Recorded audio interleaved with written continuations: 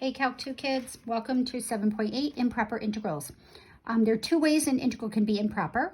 First way, or way one, is when you have infinite integration limits, or if the integrand is discontinuous on the interval integration. So let's look at these cases individually. You can have a combination of the two also, but let's look at them on a case-by-case basis. Let's look at case one. If we have an infinite integral of integration. Wow, that's a mouthful. Let's look at this. This may seem a little strange, but it's so super cool how this works out. Let's determine if the integral from 1 to infinity of 1 over x squared converges or diverges. If it converges, find its value. So what does converge and diverge mean? Diverge means is that the area under the curve from 1 to infinity is infinite. Converges means it has a finite value.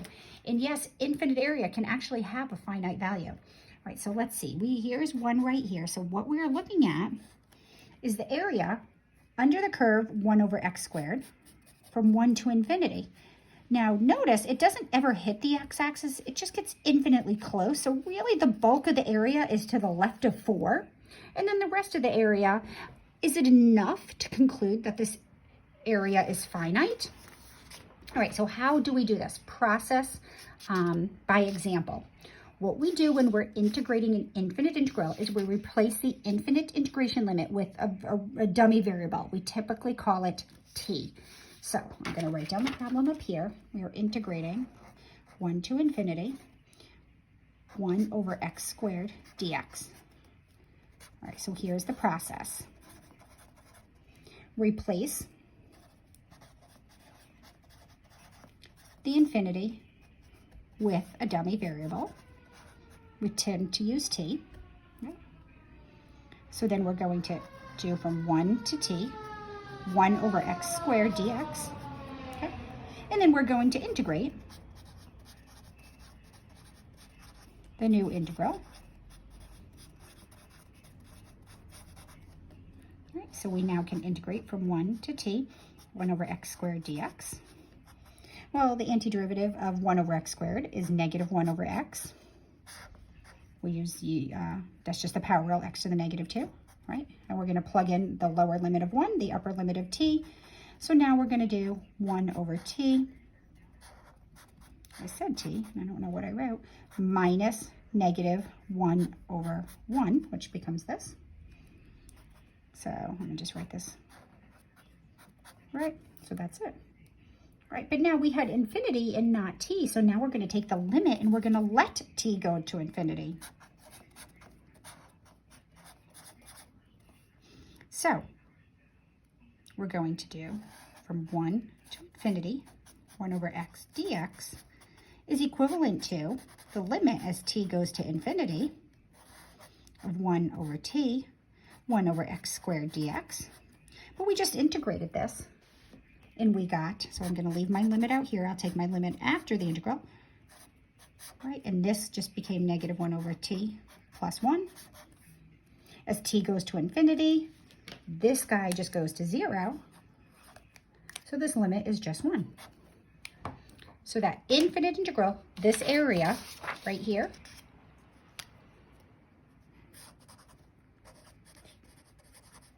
is equal to 1. Isn't that so cool? Shaded area is 1. Even though it goes on forever, it gets small quick enough. Right? And I challenge you. Challenge to do this. Find, go from 1 to 100, 1 over x squared dx. And then find 1 over 1,000, 1 over x squared dx. And then find, I don't know, let's get really wild and crazy, 1 to 1 million, 1 over x squared dx.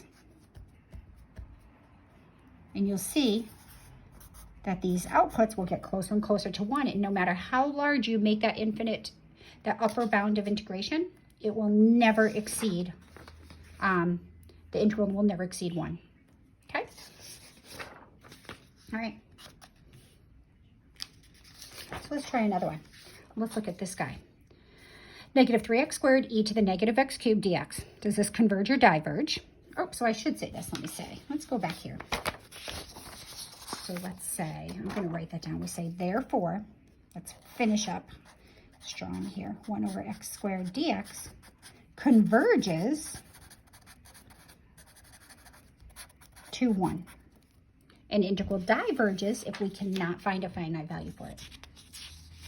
Okay, so let's look at this guy. This is the graph. I did this on Desmos, pretty cool program. This is the graph of y equals negative 3x squared e to the negative x cubed dx, right? So we have this negative chunk of area, and then we can see that it dwindles off here. So let's, again, do the process. We're going to replace our infinite integration limit, negative 3x squared e to the negative x cubed dx. We're going from 0 to infinity. We're going to replace the infinite integration limit with t. So we're going to integrate from 0 to t, negative 3x squared e to the negative x cubed dx. And then we're going to take, after we do that integration, we're going to let t go to infinity. All right, so how do we integrate this? Hopefully you see what's going on here. I tried to make it just as a reminder, substitution. Let's let u equal negative x cubed. Du equals negative 3x squared dx, which we have right here. So this is equivalent to integrating. I'm going to leave off my integration limits. We are just integrating e to the u du, which is equal to e to the u. Right? So that's just e to the u. So now I'm just going to come down here, and I'm going to say that this is equal to the limit as t goes to infinity of e to the negative x cubed, right? And we're going to evaluate that from 0 to t.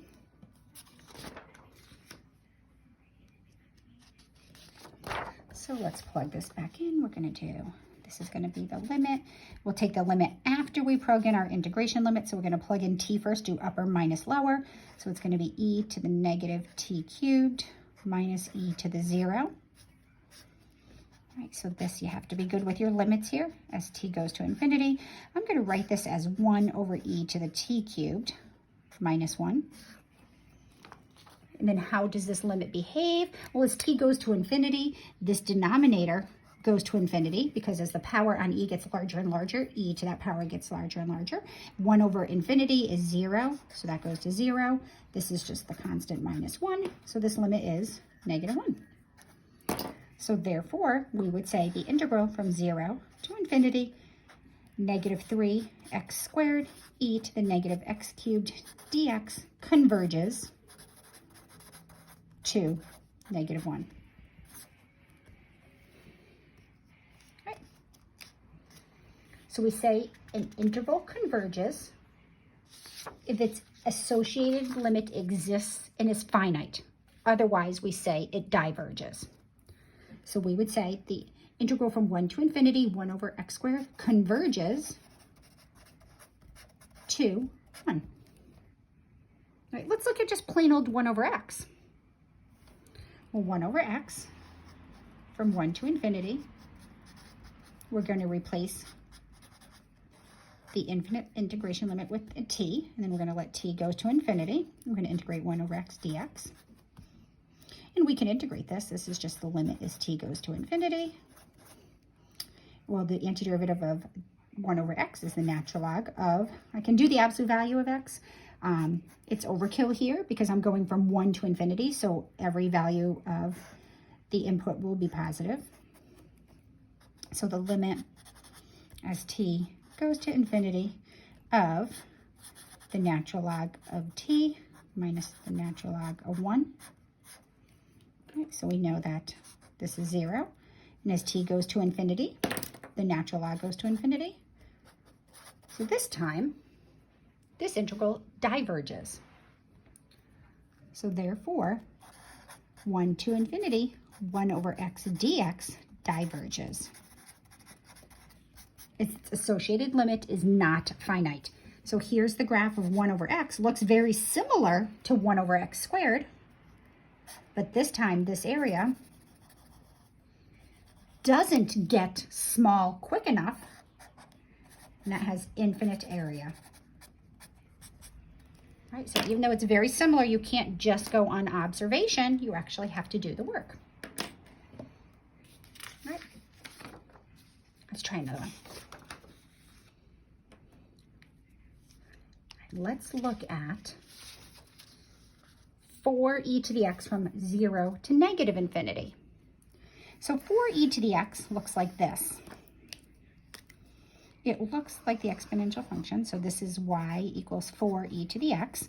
Now it'd be silly for me to integrate to infinity because this is an increasing function. And so as we move to the right, the area under the curve is going to grow very rapidly.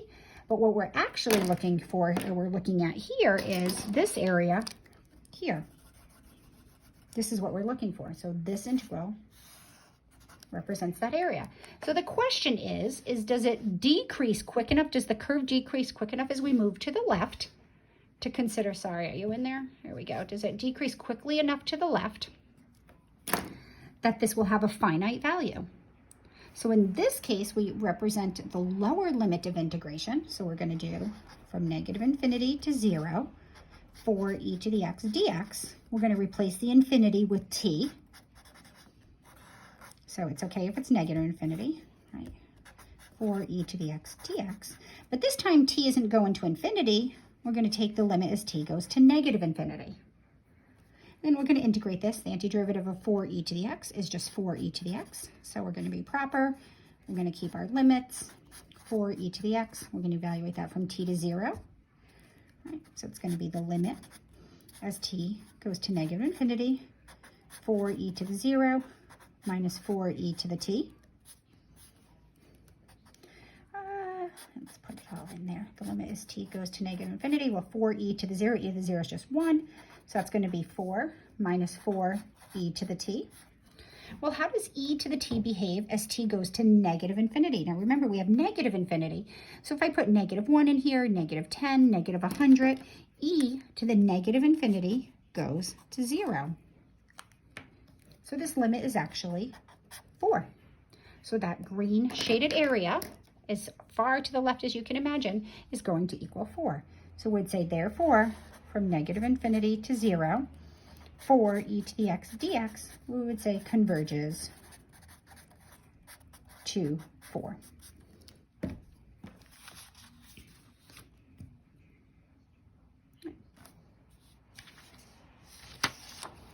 All right, what happens if we have double integration limits?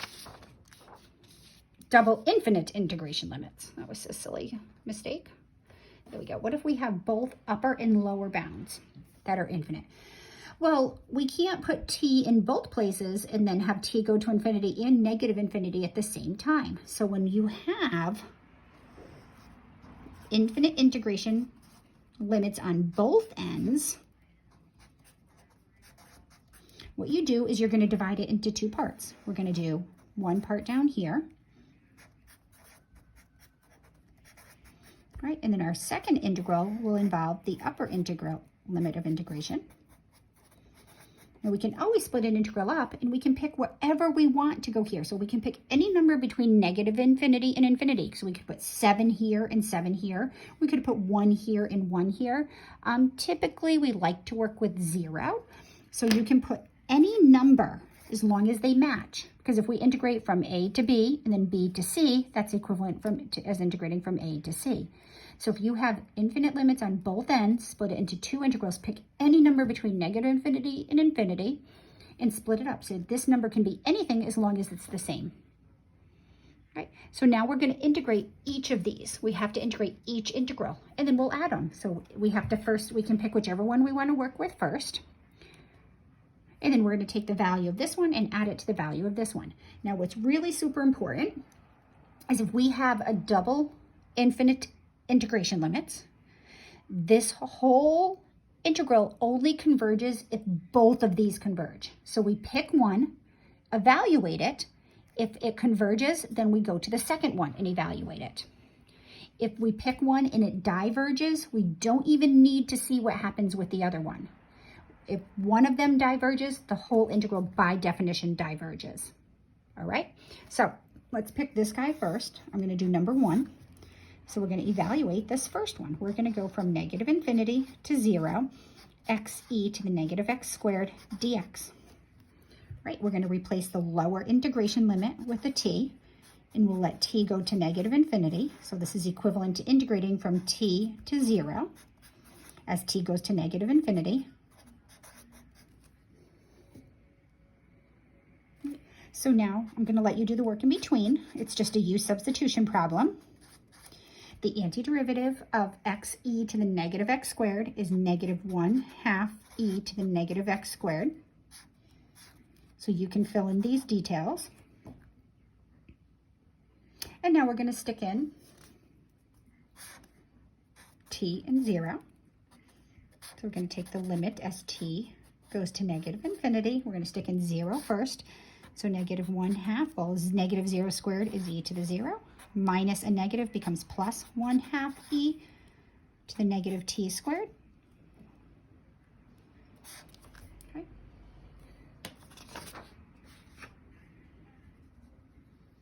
All right, so now be really super careful here. Okay. Because this is negative 1/2 because e to the 0 is 1. But what's going on here? Be really super careful here because taking this limit is really important. As t goes to negative infinity, remember your orders of operations. This squared only applies to the t, and then we apply the negative afterwards.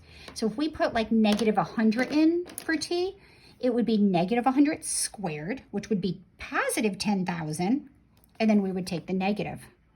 If we were to put in negative 1,000, would square it first, it would become positive, and then the output would be a really large negative number. So be really careful here. This is actually going to go to 0. So number 1 has an output of negative 1/2. So the area from negative infinity to 0 of xe to the negative x squared, that has area negative 1/2. So because it converges, we can evaluate the second one. If this was an infinite limit, we wouldn't go to the next step. All right, so let's find that second one. 2, we're going to do from 0 to infinity, xe to the negative x squared dx, which is going to be the limit as t goes to infinity of 0 to t, xe to the negative x squared dx, which is the limit as t goes to infinity. Well, xe to the negative x squared, I already told you that's negative 1/2, and you should be able to do this. Ooh, I messed that one up. Sorry. 0 to t. So make sure that you can integrate this. That's just u substitution. The limit as t goes to infinity, negative 1/2 e to the negative t squared, minus negative 1/2 becomes e plus 1/2, e to the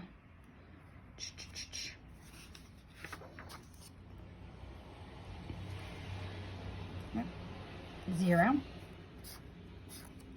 Right, so this is just going to be 1/2. And likewise, as t gets really big, we put a million in there. A million squared is positive, a really big positive number, but then we're going to negate it.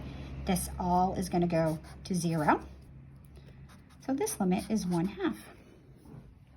So what we have here is negative infinity to infinity, xe to the negative x squared dx.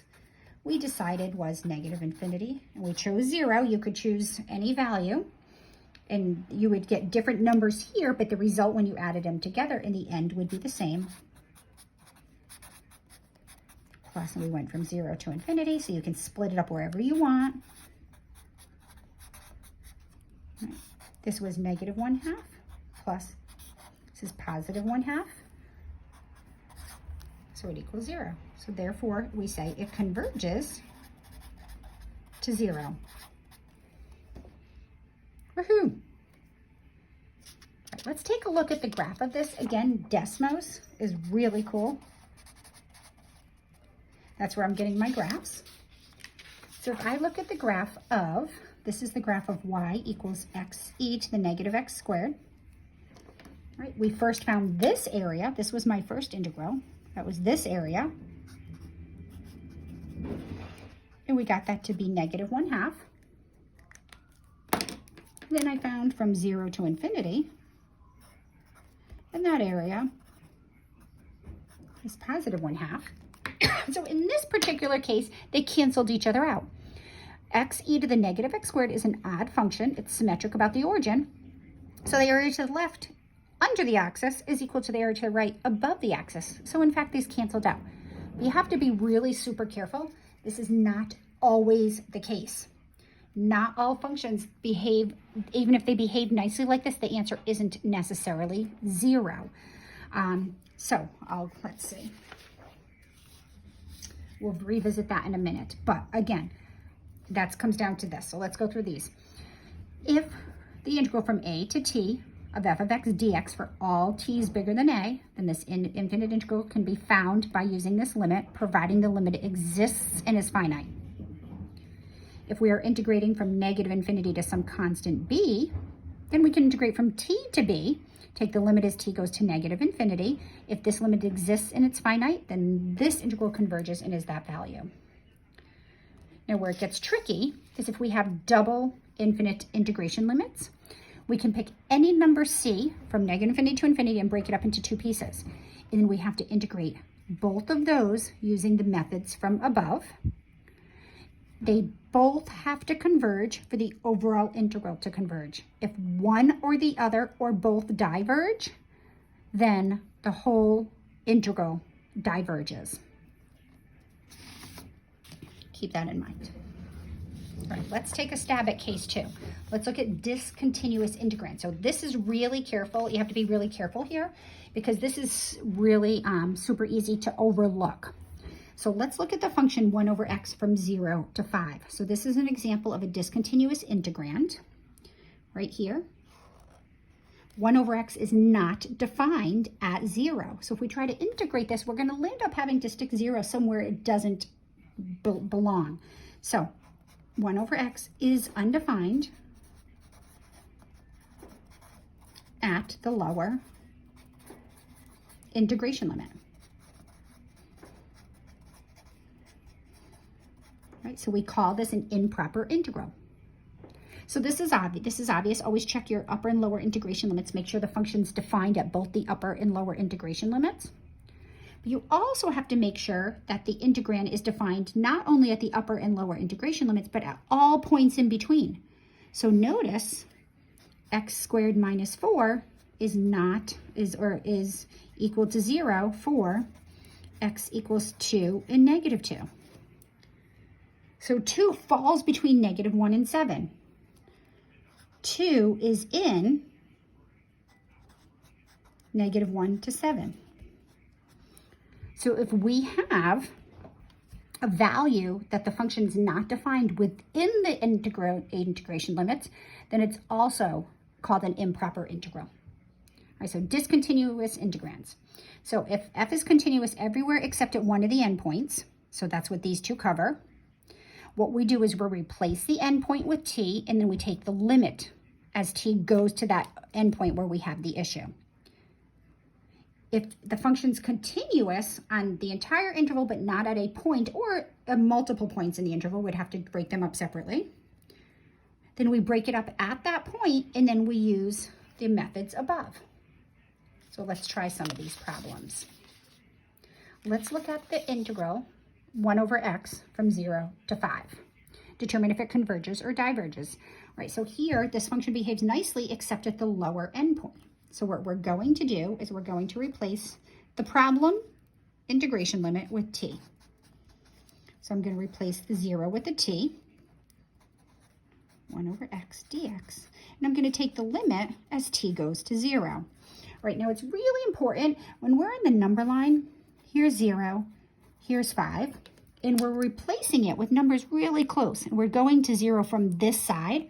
So and this may make a difference in the end. Actually, it will, because we're taking the limit as t goes to 0, but from the right. So the right limit is really important, and that's where this comes into play right here. All right, so if it's a lower integration limit that we're replacing with t, we let t go to that lower integration value, but from the right. So now let's integrate this. And you'll see now when we integrate this where this would be important. So the integral of 1 over x is the natural log, the absolute value of x. I'm going to evaluate that from t to 5. And this is going to be the limit as t goes to 0 from the upper side. And it's going to be the natural log of 5 minus the natural log of t. Right, the natural log of 5 is just the natural log of 5. But if we didn't have this plus here, the natural log of t, the limit wouldn't exist as t goes to 0 because the natural log of t is not defined to the left for the left side of 0. So technically that limit would not exist. So what we need to know, I'm going to break this up. This is going to be the limit, and you don't have to do this, but I'm just emphasizing what's going on here. The natural log of 5, which is just a constant, minus the limit as t goes to 0 from the positive side of the natural log of t. Right, so this is just the constant natural log of 5. Not a nice number if we were to pop in our calculator, but leave it the natural log of 5. That behaves nicely. Let's just leave it like that. All right, how about as t goes to 0, the natural log of t? Well, what is this limit? Well, hopefully you remember from calculus that the log function looks like this. Y equals the natural log of x, right? So as t goes to 0 from this side, the function goes down to negative infinity. So this is negative infinity. So we really have the natural log of 5, and minus negative infinity would be plus, I'm going to say plus infinity. I know it's really poor. It's infinite. So this limit is infinite. So 1 over x from 0 to 5 diverges, does not have a finite value. We just say it diverges. That's it. Right, so that's what, when the lower bound, the integrand was not defined at the lower bound. All right, let's take a look at this. Determine if 1 over x, the integral from 1 over x from negative to 5 converges or diverges. Well, 1 over x behaves nicely both at negative 5 or 5, but this is the situation where 1 over x is not defined at a value between negative 5 and 5. So 1 over x is not defined for x equals 0, and clearly 0 is between the integration limits. So what do? Well, we're going to split this up at 5. I'm sorry, we're going to split it up at 0. We're going to go from negative 5 to 0, 1 over x dx, plus, and then we're going to go from 0 to 5, 1 over x dx. And we're going to integrate each of these. Now, in order for this to converge, both of these must converge. They both must converge. All right? So we already know this. We just did that. This diverges. That's our previous example.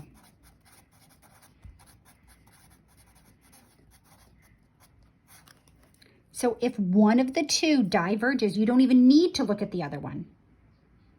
Don't even need to look at it. So therefore, we conclude the entire integral diverges. So in order for an integral to converge, and we have to split it up to determine that, both of the pieces must converge. If one or the other or both diverge, now what's really interesting about this, 1 over x looks like this. So what's a little bit misleading is if we go from 0 to 5 and 0 to negative 5, this area is equivalent to this area, except that's positive and that's negative. So our instinct would be to cancel those two. When we did that back here with this guy, that area was equal to that area. That was negative and that was positive. They canceled. But that only worked because both of the areas were finite and had a finite value. Now, if you remember from limits, one infinity can be bigger than another. So there's logic tells us they're the same, opposite in sign, it should cancel, but it's not the case. In order for this to converge and call this area 0, they both have to individually converge. And they don't. We know that this guy diverges to infinity, so we don't even have to check that guy. So that's probably one of the trickiest things to keep in mind. All right, let's try another one. Determine if the square root 1 over the square root of blah, blah, blah, 3 minus x converges or diverges, okay? Well, this is an improper integral because this function's not defined at the upper limit of integration. So we're going to replace the 3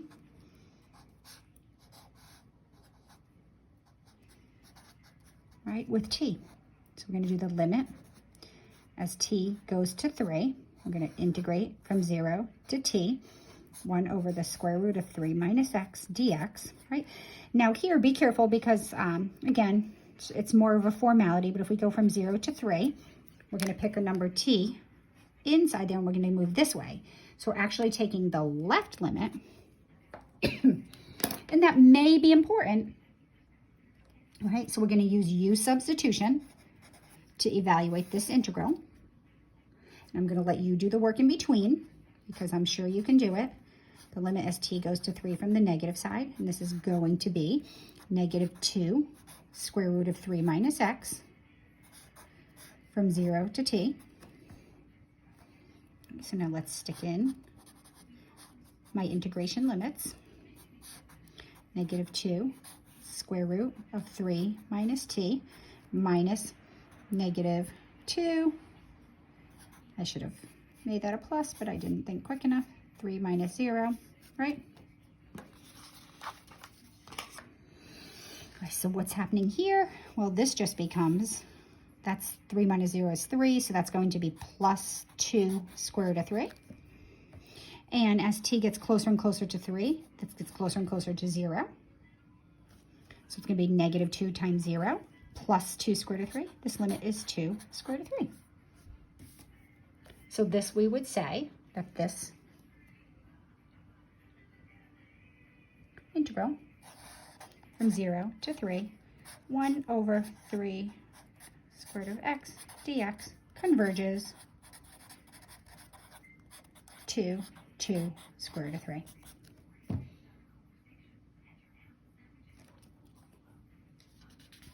right, so here's a cool little theorem. I have a great proof of this if anybody wants to go through the proof, right? You could prove it. This says if we have the rational expression 1 over x to a power, any power where p is any constant, can be a decimal, it can be a fraction. This is convergent if the power is greater than 1, and it's divergent if the power is less than or equal to 1. So if the power is less than or equal to 1, and we have an infinite, now notice it's going from 1 to infinity. This actually could be any constant. So generically we say from 1 to infinity. So we know that without having to do the work, this is 1 over x to the 1/2 dx, right? So here, my power is 1/2. So I already know that this diverges. And I'm not even going to do the work, right? Now here, x to the 7th, that's set up just like this. We always turn radicals into powers, right? So power equals 7. So I know that this is going to converge. So let's find the value. So I know it's because I know it's going to have a finite value based on this theorem. So I'm going to rewrite this as the limit as t goes to infinity of 1 to t,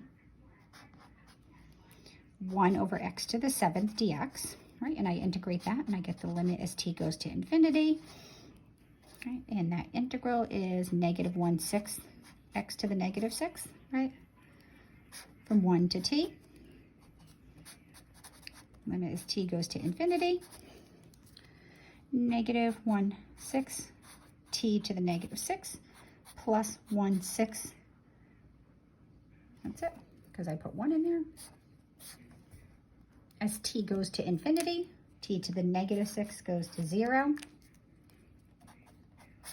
1/6. So therefore, the integral from 1 to infinity, 1 over x to the 7th dx, converges, and its value is 1/6.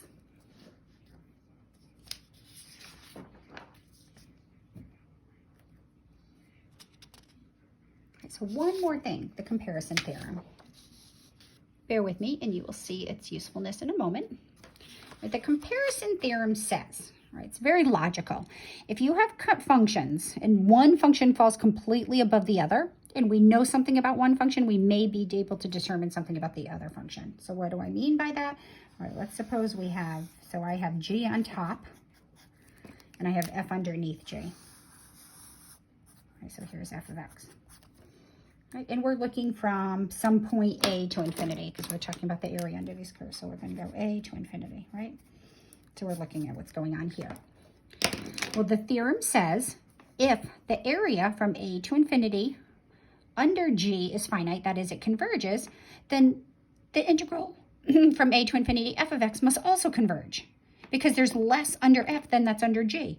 So if one function falls above another and the one on top converges, the one underneath must converge. If G diverges, we know nothing about f. But if f diverges, then G must diverge because f is below G. And if this area is infinite, then if we add more to it, that must also be infinite. All right, so how is this helpful? Well, let's first, really simply, we're going to do a very basic example, then we're going to see how this works. Let's look at the area from E. Let's look at 1 to infinity e to the negative x, right? So if I was to calculate this, bear with me, you'll see the point of this on the next page, right? We're going to do the limit as t goes to infinity, 1 to t, e to the negative x dx. Well, e to the negative x dx is just, right, it's negative e to the negative x from 1 to t. We plug in our integration limits. The limit as t goes to infinity. That's going to be negative e to the negative t plus e to the negative 1. But as t goes to infinity, this is going to 0, because if t gets really big, e to the negative really big number becomes 0. So this is just going to be 1 over e.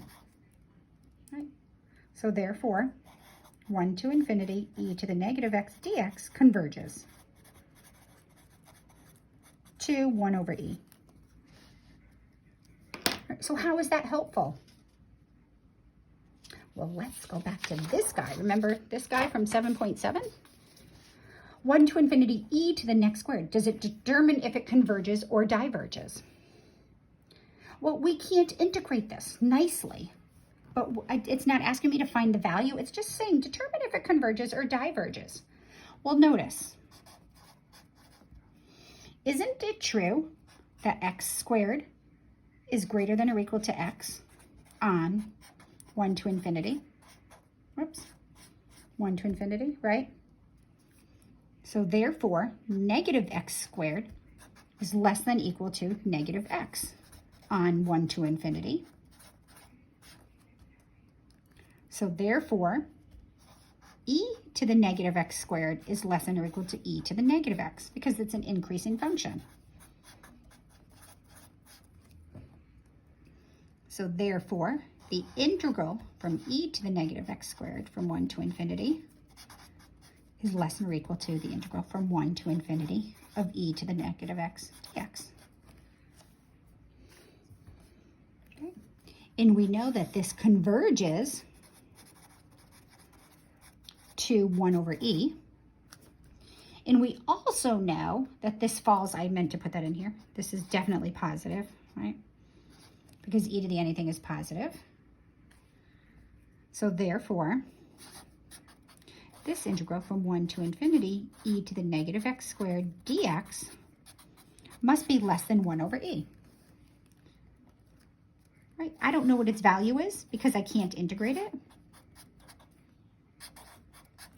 But we do know it converges.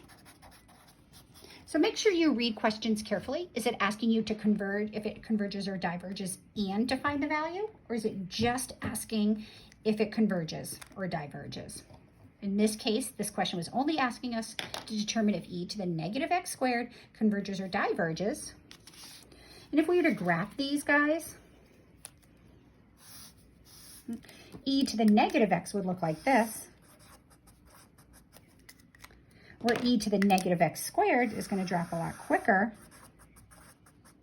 Right? And because they fall above the x-axis, clearly the area under here is less than the area under the top function, and then we know that the area under the top function is 1 over e. So then that must be finite area also.